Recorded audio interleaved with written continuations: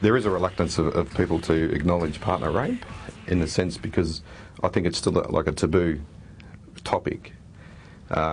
Sexual assault reporting is bad enough in itself, but if it was happening within a relationship or marriage, it would be further pushed away.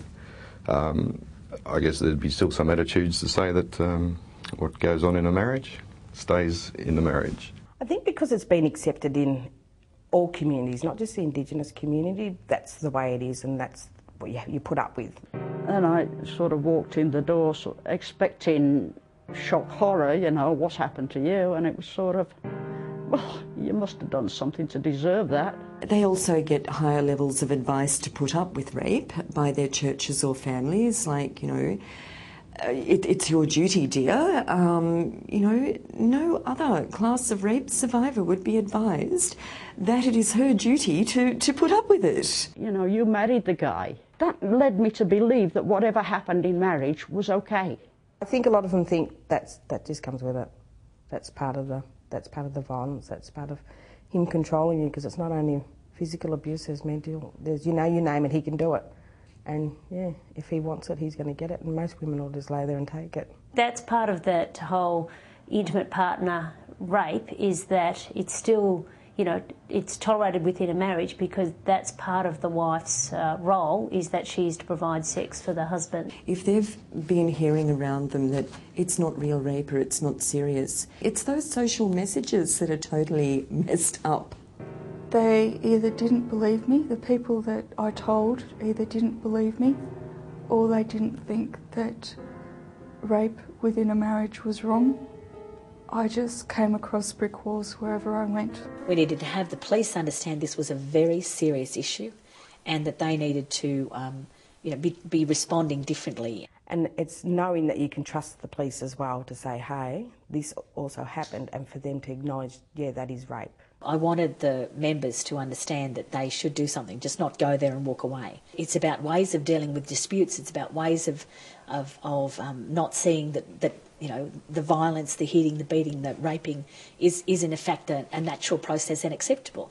And that's what many men see. Some boys and men learn to not take no for an answer, learn to see how far you can get with girls and women, to ignore girls and women's resistance or reluctance or silence. And we learn through media and through peers and so on that pressuring or forcing someone into sex is not only legitimate but actually sexy, even exciting. When we live in a society where we have a rhetoric that we have gender equality, that women's issues are something of the past, they're all a bit ideological in 1970s, feminism is sort of all a bit, well, I always get said it's all a bit ideological, isn't it? You know, the early days, a lot of these issues around violence against women, I think back to those days, and in some ways a lot of the philosophy was it had nothing to do with the police.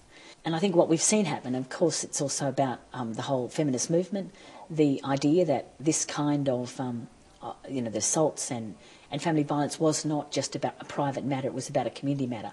And I remember one of them told me a story about being dragged down the street by a hair by a husband.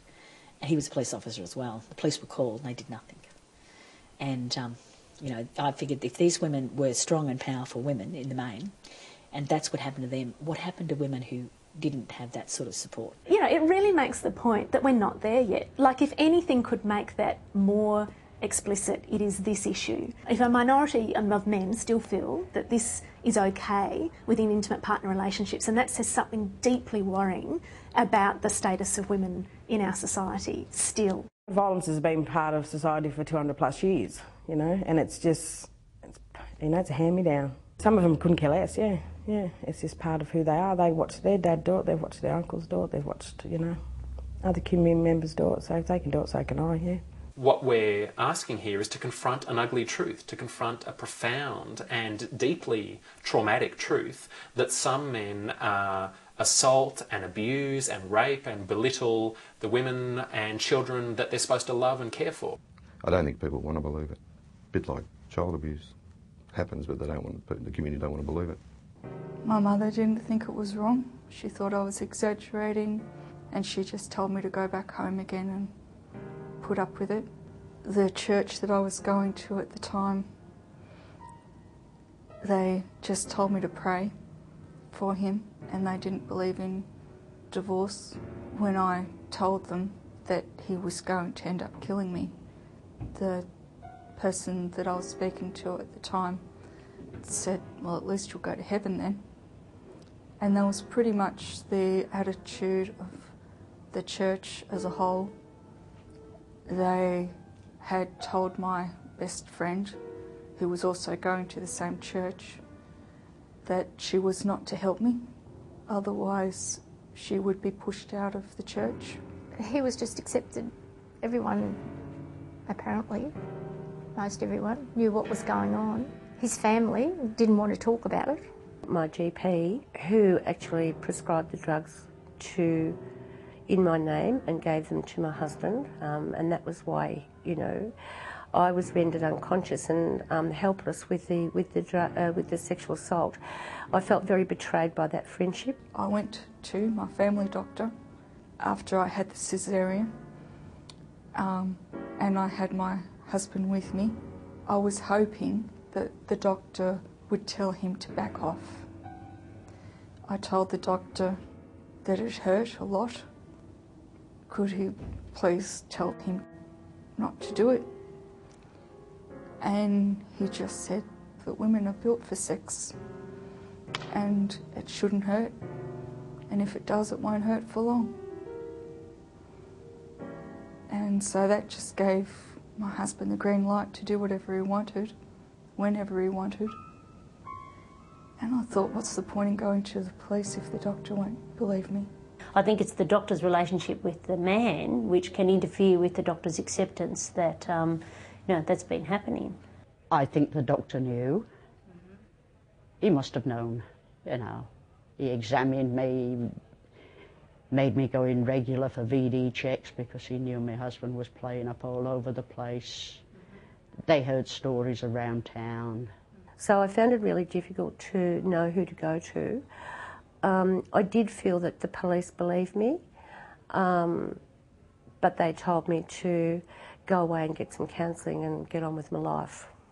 And this particular chap had engaged in violence, and we went to the police station together, and it was fairly busy. By the time we got to the desk, the man said, I'd like to report myself for having assaulted my partner. And the particular policeman on the desk looked up and said, what did she do, mate? I won't be blamed. So I think that idea that the woman is somehow to blame is perpetuated in our culture and in our society. I think another factor is a kind of widespread victim blaming, that ours is still a sexist culture, and we're still very prepared to believe that some women like to be beaten, or that some women ask to be raped, or that women make up stories and lie and so on. So those kinds of sexist myths feed into a kind of destructive focus on the victim. I can't be blamed. I won't be blamed. And victim blaming, in a sense, is a more comforting story about men's violence than a story about some men's callousness, some men's sense of entitlement, some men's sheer brutality towards women and children. This really underlying powerful message is that women are responsible.